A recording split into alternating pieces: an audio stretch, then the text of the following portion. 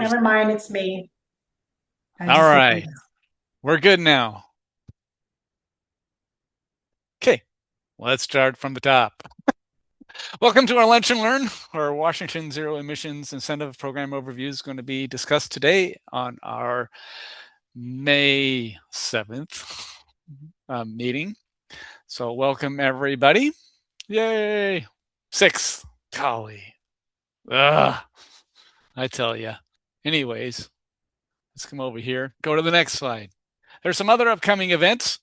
And these dates are written down for you in case I'm reading them wrong, but they have the NIGP form registration. It's now open.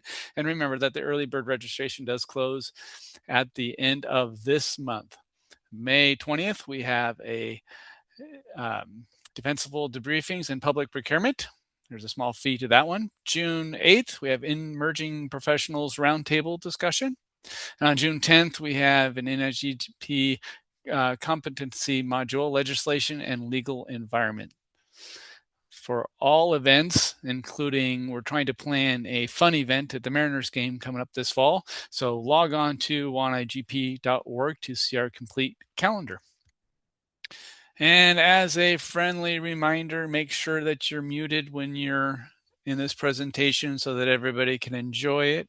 And check your participation name to make sure that it is in there in full and you're not using some jargon or short language so that we can know who you are and you can get credit for attending.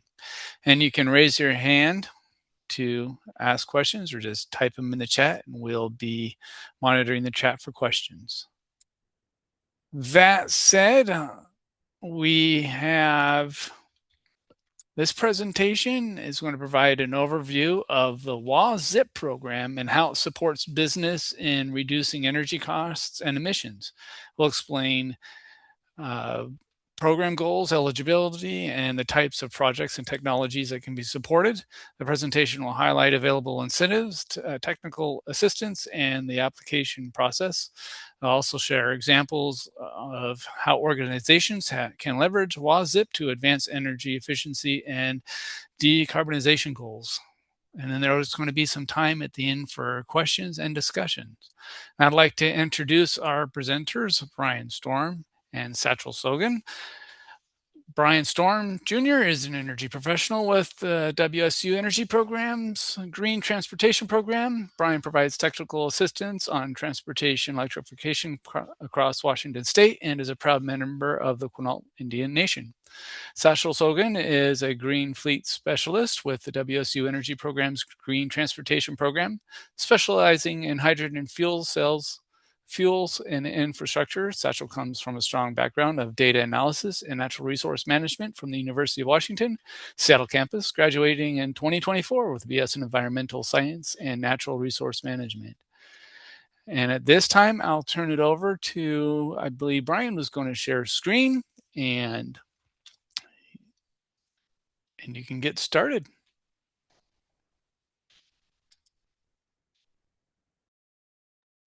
Go ahead, you're muted. There Thank you go. you. Yeah, we should be good now, right? Can you all hear me? yes. Yes, and your screen is Okay, being shared. Thank you. great. Thanks, Jeff. Yeah, good afternoon, everyone. And thank you all for being here today.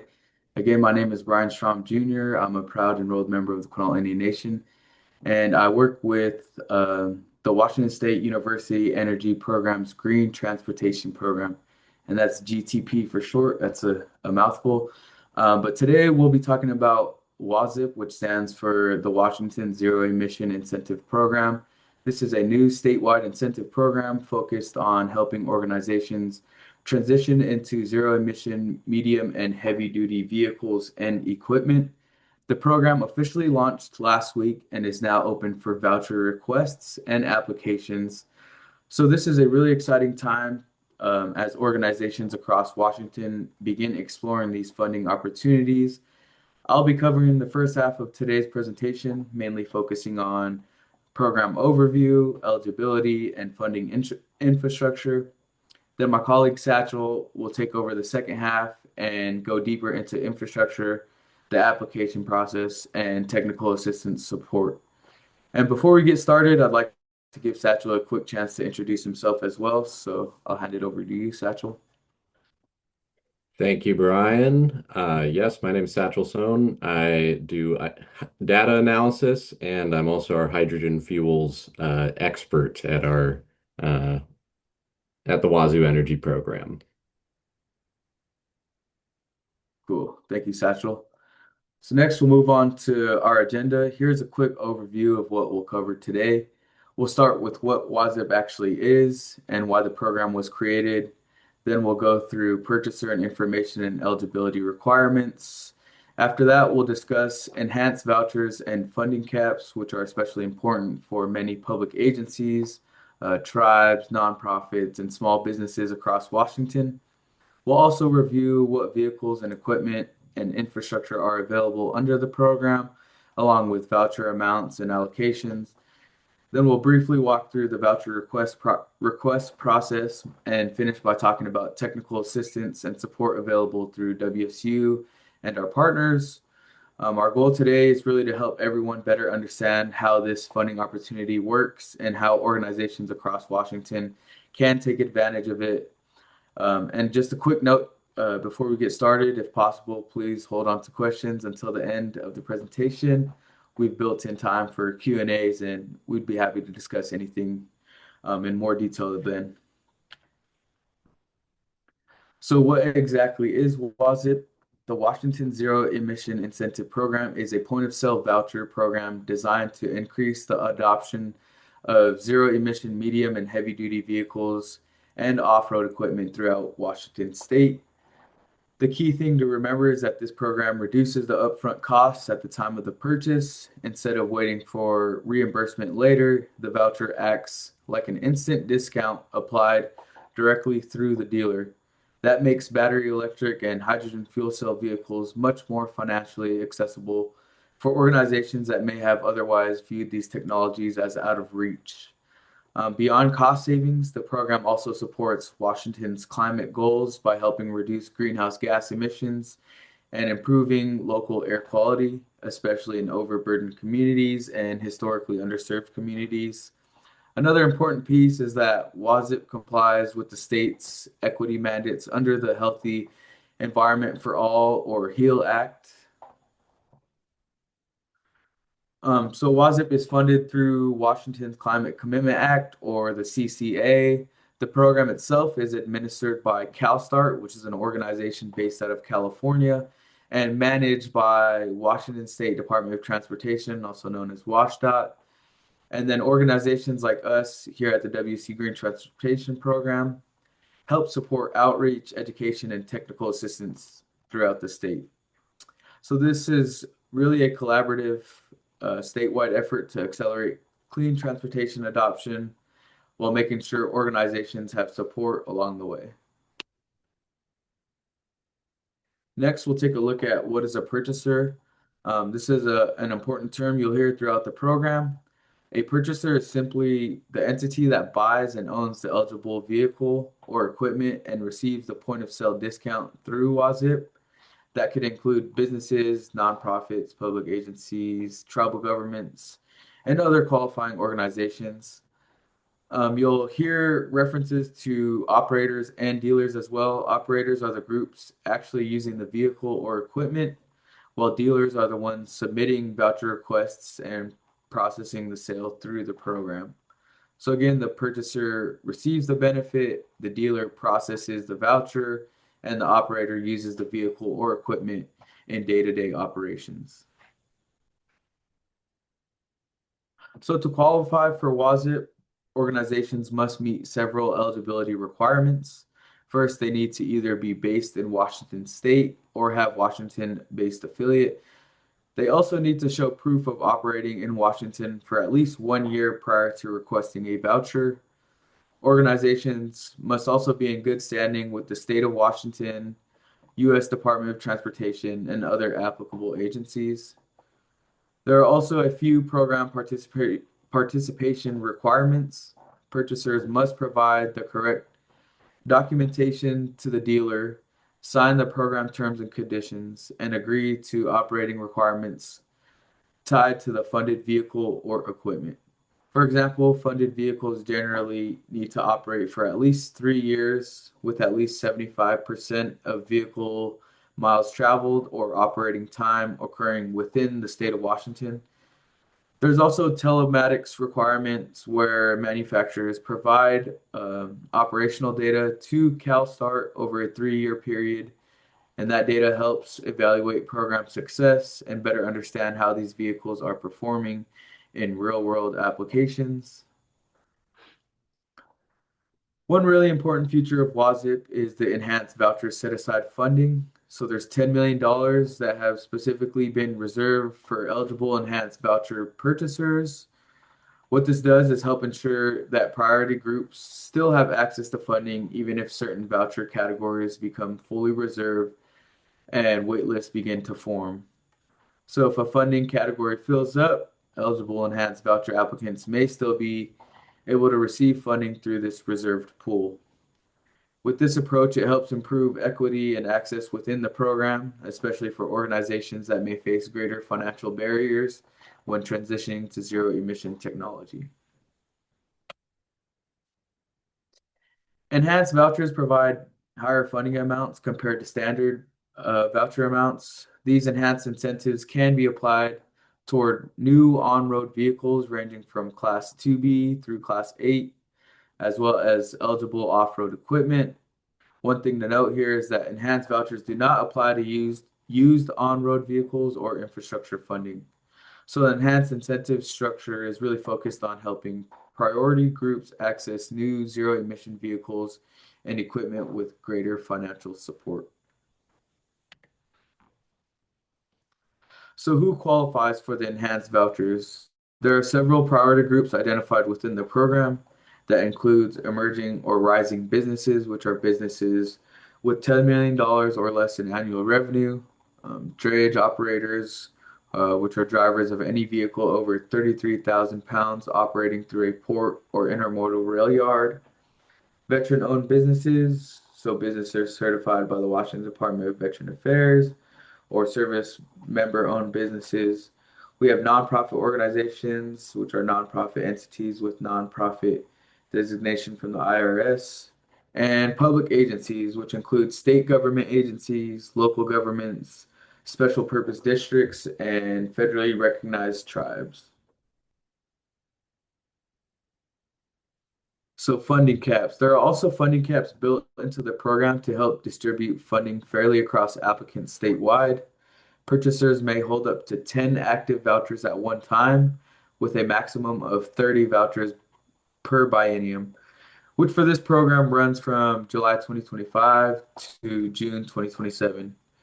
An important detail here is that voucher limits are tied to the organization's tax identification number, or the TIN number.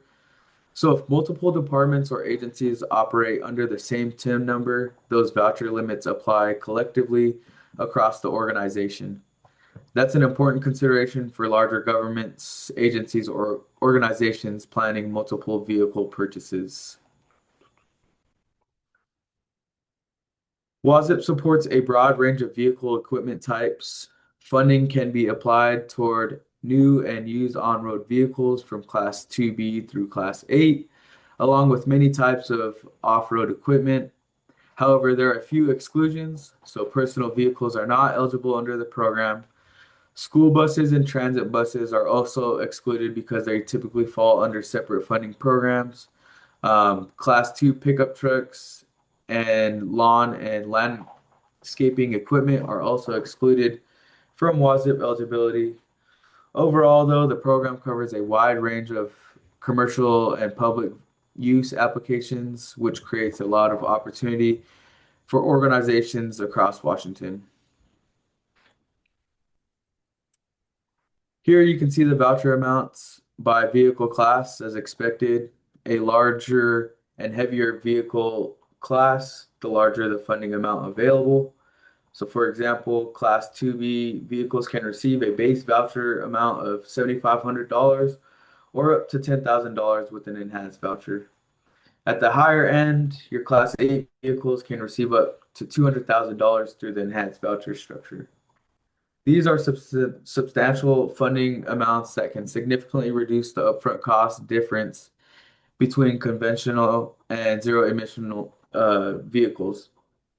And this is really where organizations start seeing that transportation electrification is becoming much more financially realistic and achievable. For more information on what I discussed, you can look on the implementation manual on the website. But with that, I'll go ahead and hand it over to my colleague, Stachel, to continue the presentation. Thank you, Bryan. So now we're going to shift from vehicles to equipment eligibility, which is a major part of WAZIP.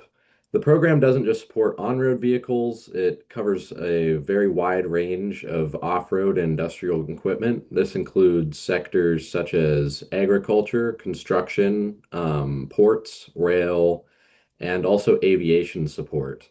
Some examples include agriculture machinery, airport ground support equipment, cargo handling equipment, construction equipment, rail car movers, refrigeration units, which is a very exciting one, and mobile power units. The key idea here is that WAZIP targets high emission, heavy use equipment where electrification or zero emission alternatives can have a big environmental impact. So if an organization operates in logistics, freight, ports, or industrial settings, there's a strong chance their equipment could qualify. So next, we'll have some equipment voucher amounts, and this shows how substantial the equipment funding can be. As you see, there's a wide array of incentives that are available. Voucher amounts vary widely depending on the equipment type and size. So smaller equipment like forklifts might receive tens of thousands of dollars, whereas larger equipment like cargo handling equipment or locomotives can receive up to $1 million per unit. That's a pretty huge incentive, and it reflects how expensive these systems are to replace. It's also important to note that enhanced vouchers increase these amounts by about 15% for eligible applicants. So for organizations with qualifying status, the funding can be even more impactful. And this level of support is really designed to close the cost gap between traditional diesel equipment and zero emission alternatives. Next, we move into infrastructure eligibility, which is very important for making all of these vehicles and equipment usable. WAZIP supports EV charging stations, specifically those on a vetted product list, which you can find on the EPRI vetted product list. I believe that QR should take you there unless WAZIP updated their link. But this ensures that funded infrastructure is reliable, compatible, and industry approved. And the major takeaway here is that WAZIP doesn't just help buy vehicles, but also helps, sustain the vehicles and creates opportunities for charging and for infrastructure implementation. And next up, we will have the rebate levels for infrastructure. These are based on charging power levels. Smaller chargers around 3,500 to 5,000, and mid-range up to 10,000, high-capacity fast chargers up to 30,000. Hydrogen dispensers also get up to 30,000. We are aware that there is a bit of a uneven balance there because it's really just to incentivize green vehicles, and right now the battery electric vehicles tend to be the most accessible for most people, but there's lots of room to negotiate the hydrogen dispenser and figure out the best system. And an important thing to note is each of these charging incentives can be stacked. So if you buy 10 vehicles and you are trying to make a fast charger, obviously fast chargers tend to cost more than $30,000. But you also don't need one fast charger for every single vehicle. So the idea is that if you have 10 vehicles, let's say you could get, and you wanted fast chargers, let's say you could stack up to $300,000 for those 10 vehicles if each one qualifies as $30,000. So there are a few important rules for infrastructure funding. First, infrastructure must be installed and operational before the voucher expires. Second, you can only receive one infrastructure rebate per vehicle or equipment unit. And third, you cannot apply for infrastructure alone. It must be tied to a WAZIP vehicle or equipment purchase. This ensures that infrastructure funding is directly supporting actual deployment, not just standalone projects. Another thing that is new is mobile power units. Mobile power units, or MPUs, are a very unique category. They function as flexible charging or power solutions, especially useful in locations where permanent infrastructure is difficult. To qualify, they must be grid tethered, have capacity greater than 50 kilowatt hours, stay in one location for at least 12 consecutive months, and MPUs are particularly useful for construction sites or ports or temporary operations where charging is necessary but also might not need to be there forever.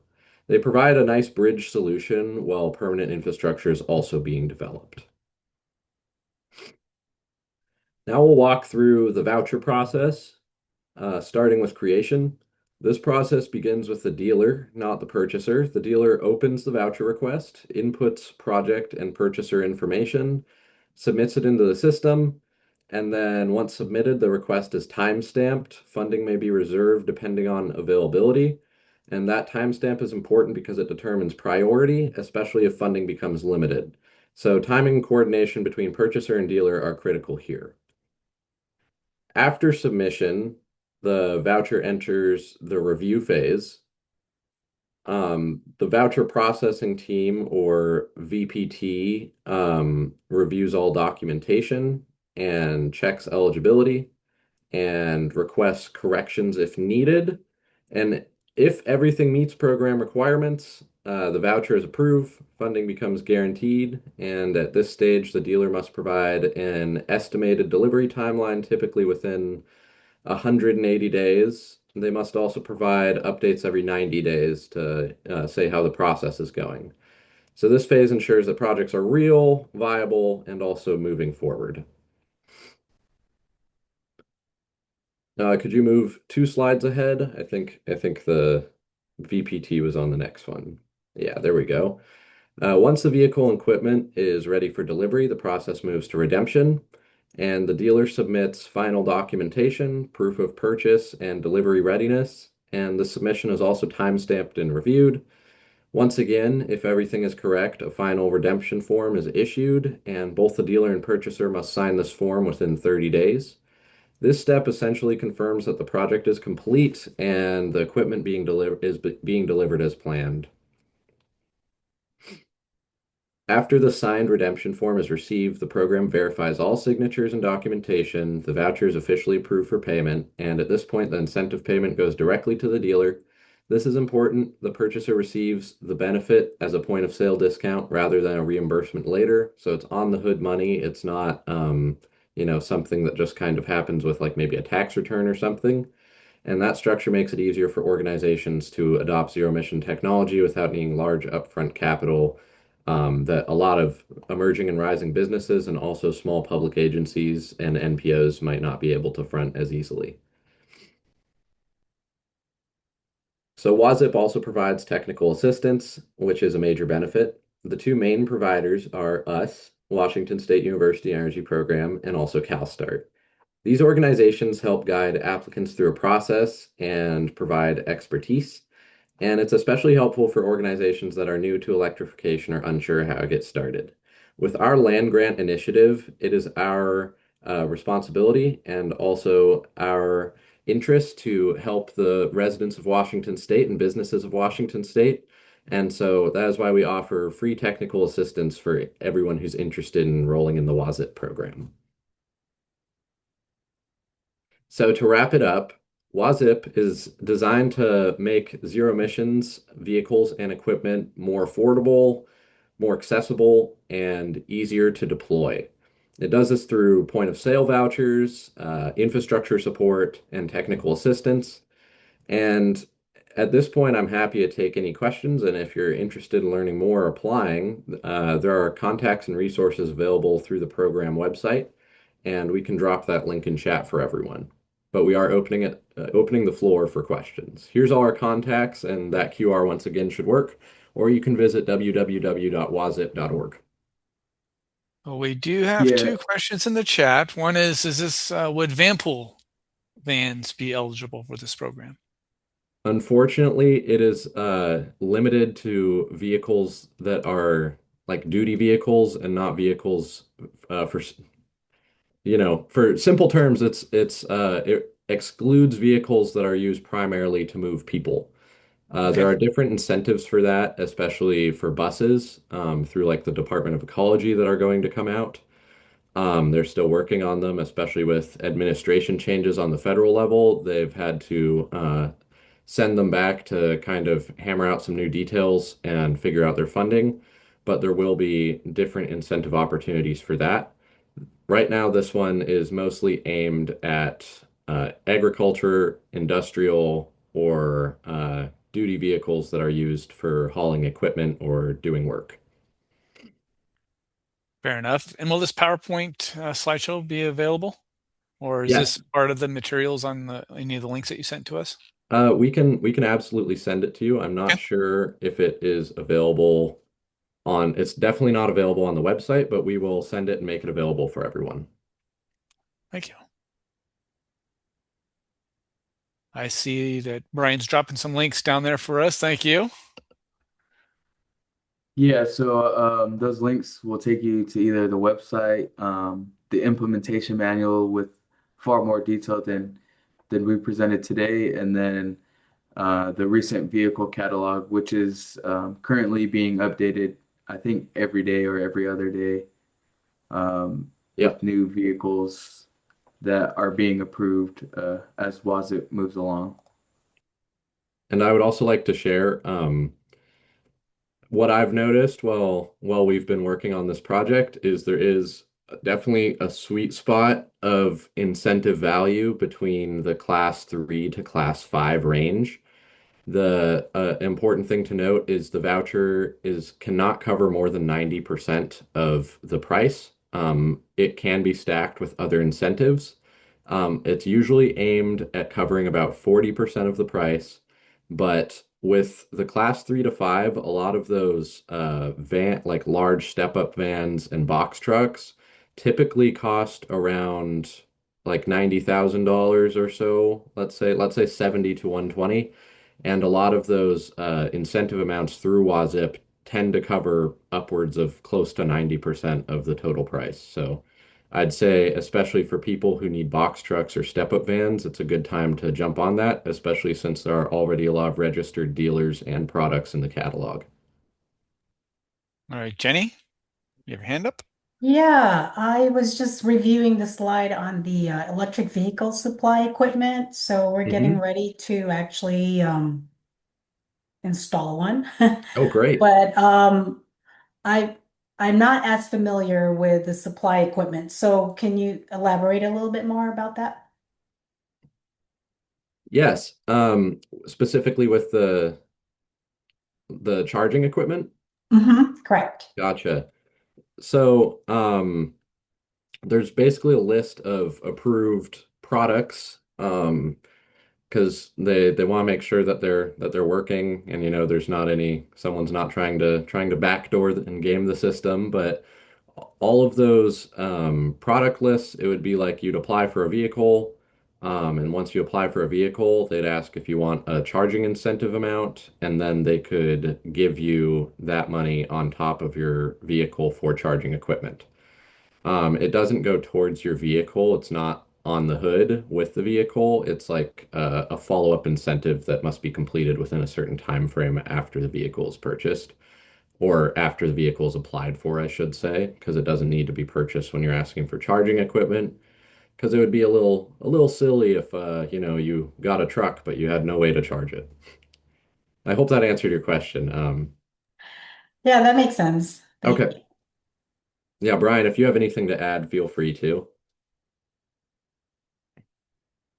Yeah, I would just say, not that question, but just something I had in mind about the vehicle catalog. If you checked out the vehicle catalog and you went down the list and you seen some vehicles um, that aren't on there that you could be interested in, we suggest that you reach out to, the OEMs or manufacturers to get onto the WAZIP as the dealer and sign the terms and conditions and provide vehicles on that list. So just a heads up. Yep. That's a great point, Brian. Thank you for bringing that up. Any vehicle is eligible. It just has to be added by the OEM as a registered vehicle and also by a dealer in the area. So if, for example, a lot of people are interested in bright drop vans, which I believe are still not officially on the catalog, but I'm pretty sure people are starting to, put some pressure on them to add themselves to the catalog. And it's pretty easy for them to do that. I think, it's just always a bureaucratic process of doing paperwork for multiple parties, but, hopefully soon.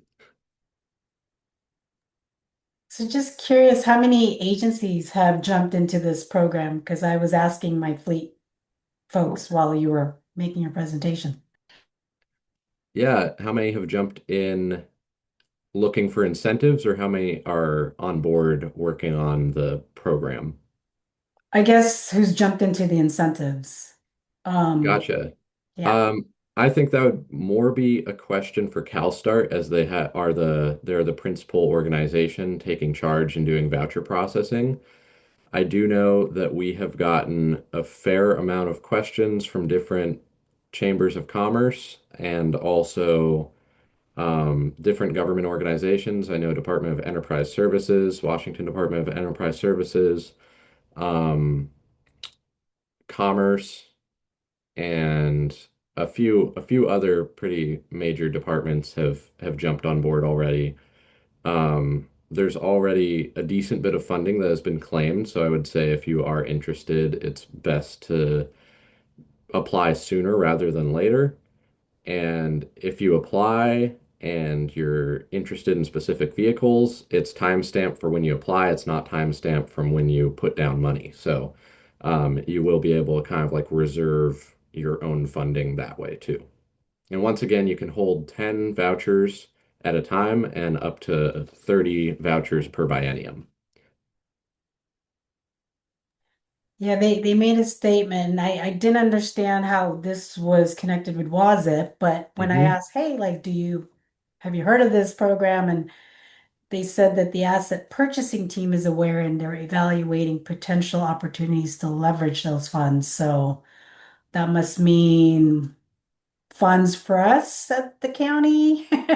Yeah, yeah. Well, I Okay. hope so. I do know one thing that's important to mention is that multiple programs or like sub-departments within an organization are able to apply for vouchers separately.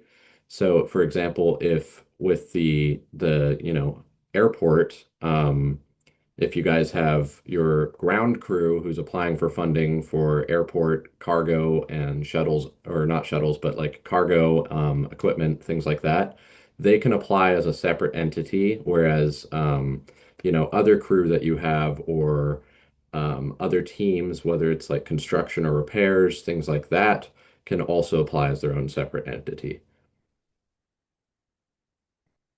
Thank you. Yep, absolutely. I have a quick question. Are there any purchasing rules that we have to follow to buy this equipment or to spend this money? Are there any specific terms or conditions that we need to make sure are in any agreement? Yeah, Brian, would you like to touch on that one? I know you were covering that earlier in the presentation. Yeah, I'll go ahead and go back to those slides. But I mean, yeah, just to quickly answer your question, there is a 3 year um, kind of period where these vehicles or equipment they'll have like the dealership will provide the telematics information to CalStart to kind of um, see if these vehicles are, following the guidelines of running in Washington at least 75% of the miles or time on the equipment. After that 3 period ends, the equipment's kind of done with the terms and conditions and agreements up to that 3 years. But just a quick short answer on that, Satchel, if you'd like to discuss more on that, go ahead. Yeah, I'm just checking to make sure the implementation manual was dropped in chat, but the implementation manual will have all of the specific guidelines that you need to follow. Um, but mostly it's that you have to agree to their telematics agreement, which basically the OEM will install a system that mostly just tracks like what the state the vehicle is being used in the most. Obviously, it should be Washington. I think there's a specific percentage. I think it's like 80% basically. It's a certain amount of days per year. The vehicle has to be doing the business in Washington, and so does the business. And then also it will track like the miles being used and state of charge, stuff like that. It's not tracking um your location, it's just tracking like where it's being charged, I guess, to make sure that it's staying in the state. But all of that is protected, and it's also um, processed by CalSTART, I believe, and WashDOT. And it's mostly just to understand how the vehicles are being used and how much they're being charged, stuff like that, how often they're being driven, how many miles. I think it's very straightforward. There's more confusing guidelines if you're trying to lease vehicles because then you get into who owns the vehicle and also once the lease ends, what happens with the vehicle. And so the title will kind of change based on that, but I would say it is a fairly straightforward program. There's not a ton of red tape for the applicants to cut through. Most of that is done on the back end. All right, thank you. So it sounds like there's a lot of terms between us as the purchasers or the entity as the purchasers and the program, not necessarily that there's like, for example, federal terms, there's like Buy America or any of those. So it doesn't sound like any of those kind of things apply. It almost sounds like you guys have a pre-qualified list of a lot of items as well. So that's helpful to Yes, understand. and it's growing every week. There's more things being added. Right now, there's already a ton, but there will be even more, especially as OEMs and also as dealers hear about it and we get the word out. Yeah, it seems like it's something that either internally, like we want to check in with our fleet department, first of all, to know that they are aware of the program so we can take advantage. But the outreach for sure, it'll be interesting how, I mean, I don't know how long the program's been around, but It an just outreach. launched. Oh, you did? Yep. Okay, We so it's had we new. had our launch day on Tuesday last week. Oh my gosh. Yeah. Okay. So you guys are going to do a lot of outreach. We're the first ones to spread the Yeah. word then for you. Okay. Exactly. And that Awesome. that is what's nice about it is because it's a system where OEMs and dealers can get registered really easily if someone wants a specific vehicle or something that's not included on there. Especially one thing to note is that if it's on the California HVIP website, it will most likely qualify for the program. It's just a matter of reaching out to either the voucher processing committee or reaching out to WashDOT and just saying, hey, can we have this machinery or this vehicle? It's on HVIP. And that obviously makes it a lot easier for them because they're like, oh yeah, that works. It's another state approved it, another program approved it. So sure, we'll just, contact the OEM. Great. Sounds good. Thank you. For sure. Are there any other questions? I don't see any others in chat.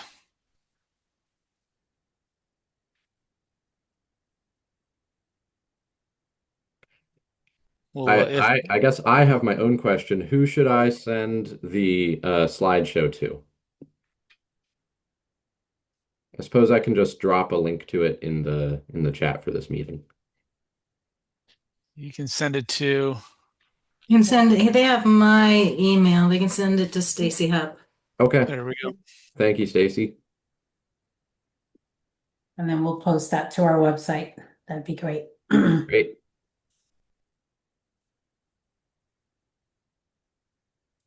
All right. Well, if there's no more questions, I'm all in favor of giving some people some time back. And I guess, Jenny, you're going to stop